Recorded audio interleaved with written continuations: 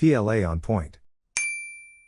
In this video, I show how to analyze slope ratio assays in PLA 3.0.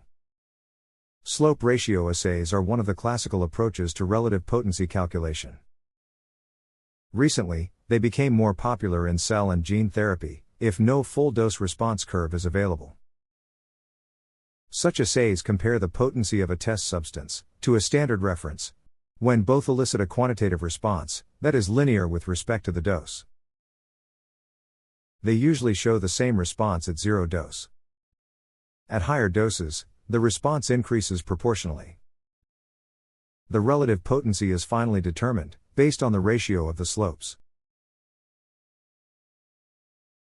In PLA, I can analyze slope ratio assays with the quantitative response assay document from the biological assay package.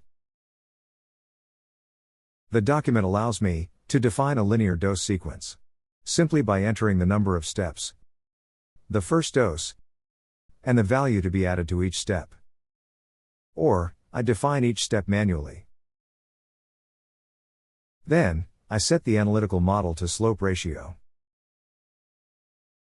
I can also specify suitability tests that target the critical parameters of slope ratio assays.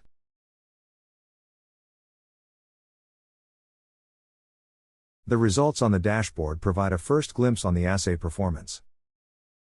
For more details, I can also generate a report. That's how slope ratio assays work in PLA 3.0.